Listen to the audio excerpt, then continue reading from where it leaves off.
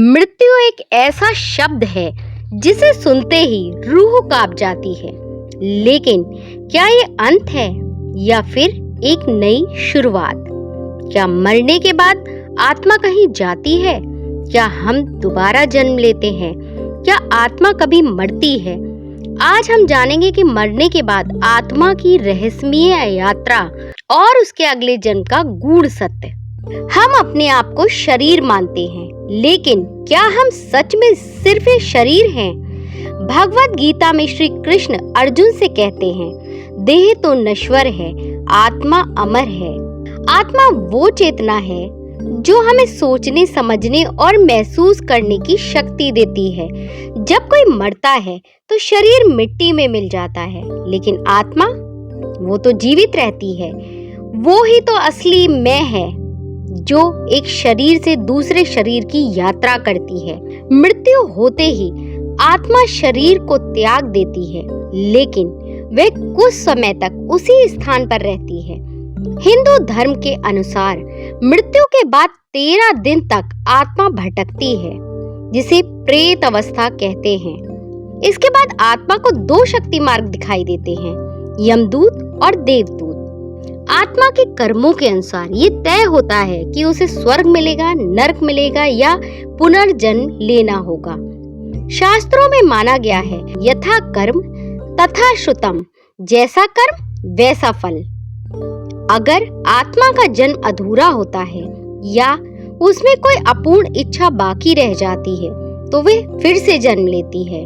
पुनर्जन्म केवल मानव रूप में नहीं बल्कि किसी भी योनि में हो सकता है, जानवर, पक्षी, कीट या फिर इंसान। ये सब आत्मा के पिछले कर्मों पर निर्भर करता है। पुनर्जन्म का जिक्र न केवल हिंदू धर्म बल्कि बौद्ध, जैन और यहाँ तक कि कुछ विदेश मतों में भी होता है। बौद्ध धर्म में तो पुनर्जन्म को बहुत विस्तार से समझाया गया है। भारत में कई ऐसे केस सामने आए हैं जहाँ बच्चों ने अपने पिछले जन्म की बातें बताई हैं। जैसे कानपुर की शांति देवी, जिसने अपने पिछले जन्म के पति और घर की पहचान की थी और उसकी बातें जांच के बाद सत्य साबित हुई। आत्मा के कर्मों के अनुसार उसे विभिन्न लोकों में भेजा जाता है, स्वर्ग, नरक, पितृलोक या भूतलोक। गरुड़ पुराण में विस्तार से बताया गया है कि किस पाप के लिए आत्मा को कौन सी सजा मिलती है।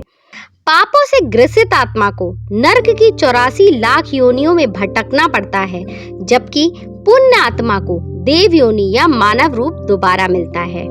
पुनर्जन्म के पीछे एकमात्र उद्देश्य है आत्मा की पूर्णता, मोक्ष की प्राप्ति। मोक्ष क्या है? जब आत्मा जन्म और मृत्यु के चक्र से मुक्त हो जाती है तो वह परमात्मा में विलीन हो जाती है। ऐसी आत्मा न फिर कभी जन्म लेती है, जहाँ न सुख, न दुख, न शरीर, न मृत्यु, बस शांति ही शांति है। इस मोक्ष की प्राप्ति के लिए हमें अपने जीवन में सत्कर्म करने होते हैं। ध्यान, सेवा, भक्ति और सत्य के मार्ग पर चलना होता है। क्या आपने कभी किसी ऐसे इंसान से मुलाकात की है जो पिछले जन्म की बात बताता है? क्या कभी आपको दीजा वू जैसा अनुभव हुआ है कि आपने ये जीवन में पहले जी लिया हो? शायद वो आत्मा की स्मृति हो या ब्रह्मांड आपको शायद कुछ संकेत देना चाह रहा हो। अगर आपको ये वीडियो ज्ञानवर्धक लगी हो तो इसे लाइक जरूर करें। कमेंट में बताइए, क्या आप आत्मा के पुनर्जन्म में विश्वास रखते हैं? ऐसे और आध्यात्मिक और रहस्यमय टॉपिक के लिए चैनल को सब्सक्राइब करें। ये शरीर मिट जाएगा पर आत्मा अमर है।